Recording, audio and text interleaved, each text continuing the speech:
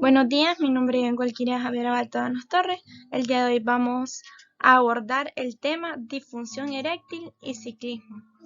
Vamos a ver si esto es un mito o una realidad. Esta clase está guiada por el docente René Morales y pertenece a la asignatura de cirugía de mujeres. La disfunción eréctil se puede dar por múltiples causas, pero con esta diapositiva me voy a enfocar en el deporte del ciclismo. Si este deporte va a ocasionarme lo que es una disfunción eréctil, si esto es un mito o una realidad. Si bien sabemos actualmente la mayoría de los jóvenes están optando por este deporte como lo es el ciclismo. Y lo que se pretende con este estudio es demostrar si dicho deporte en un futuro les puede ocasionar una disfunción eréctil. Antes de entrar un poco en el tema y desarrollarlo, tenemos que saber qué es una disfunción eréctil.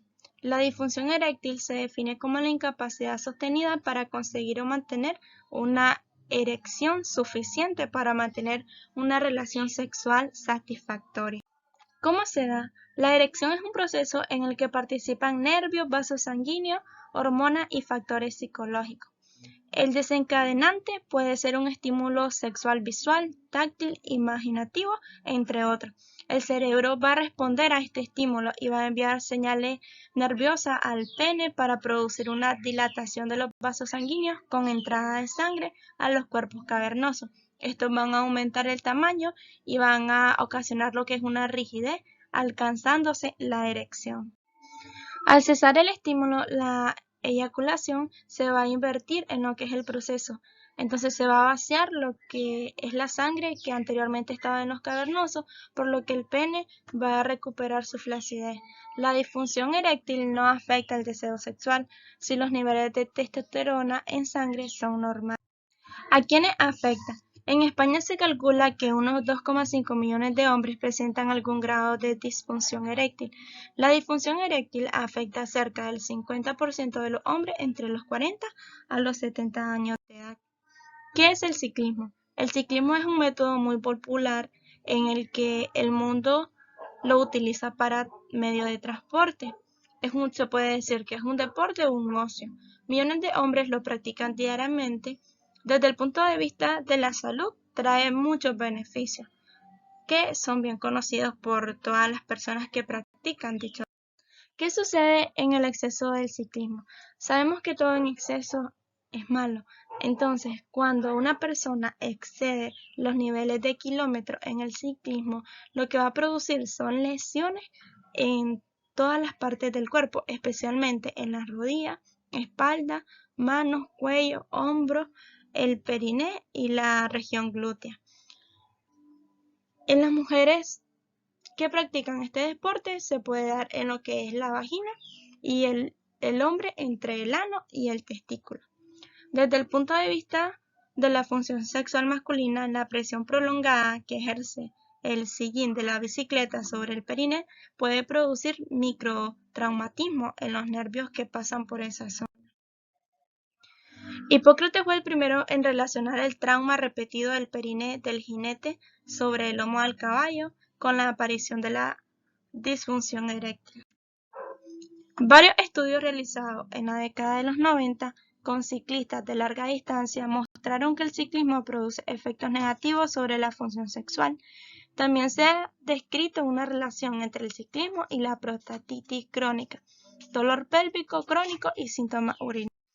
Formas de evitarlo.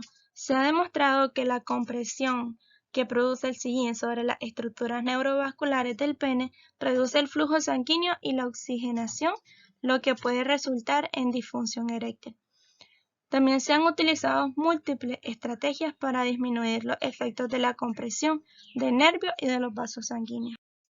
Estas incluyen diferentes diseños de sillines, cambio en la posición para realizar el ciclismo, diferentes acolchados, bicicletas estáticas con apoyo de la espalda, sillines con absorción de los impactos, entre otros. La utilización de sillín ergonómico y con apoyo de la espalda reduce significativamente la presión sobre el periné y mejora la oxigenación del pene comparado con el sillín normal. Además, pararse en los pedales cada 10 minutos durante la actividad ayuda a evitar el adormecimiento de los genitales al reducirse la presión sobre los nervios y sobre los vasos sanguíneos del cuerpo. Se realizaron encuestas.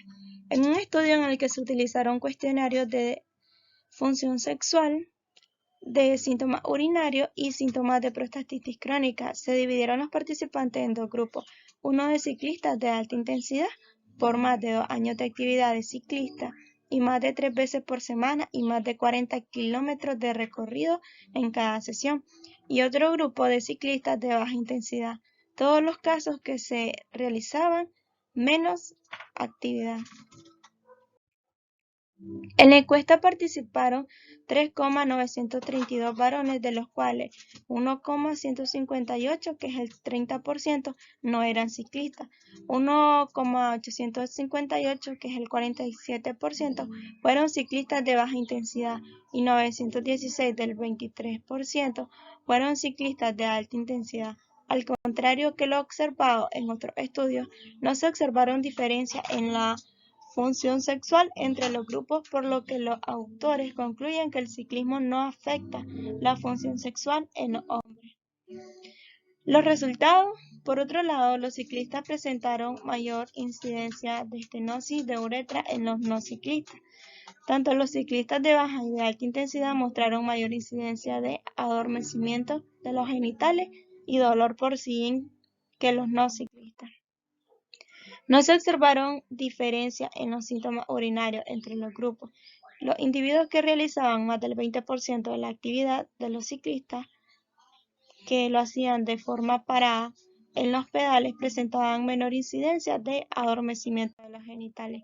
Además, en los casos en el que el manillar estaba más elevado o al mismo nivel que el asiento, tenían menos adormecimiento de los genitales y menos dolor por el sillín. El tipo de bicicleta utilizado, el tipo o el ángulo del sillín o el tipo de pavimento por el que circulaban no fue asociado con estenosis de uretra o adormecimiento de los genitales o dolor del sillín. El estudio. En un estudio realizado en Reino Unido con 5,282 ciclistas, no se observaron diferencias significativas entre el tiempo de la actividad y la presencia de disfunción eréctil. Es un estudio de metaanálisis publicado recientemente online, que analizaba con cuestionarios de disfunción sexual y 330 ciclistas y 1,524 no ciclistas. No se observaron diferencias globales en la función sexual, pero cuando se agrupaban según la edad y la enfermedad asociada, los ciclistas tenían mayor riesgo de presentar disfunción sexual. Los resultados: la incidencia de disfunción eréctil, dolor o adormecimiento de los genitales fue estudiada en 1.635 ciclistas, de los cuales 58% eran mayores de 50 años y el 63% practicaban ciclismo durante más de 10 años y el 97% utilizaba bicicleta de carretera. La incidencia de la disfunción eréctil, dolor genital y adormecimiento genital se observó en el 22%, del 30% y 57% de los casos respectivamente, los cuales con adormecimiento de los genitales tenían más probabilidades de presentar la disfunción eréctil. Si el adormecimiento de los genitales aparecía antes de 1 hora de estar practicando ciclismo, la incidencia de disfunción eréctil era más probable que si aparecía tras 5 horas de ciclismo. En conclusión, aunque persiste la controversia en los diferentes estudios realizados sobre la aparición de disfunción eréctil en los ciclistas, se ha demostrado que la utilización de estrategias que disminuyen la presión del asiento sobre el periné, sobre todo en los ciclistas que realizan actividad durante varias horas, ayuda a disminuir la aparición del adormecimiento de los genitales, que se ha relacionado positivamente con la disfunción. Estas son las bibliografías que fueron utilizadas y muchas gracias por su atención.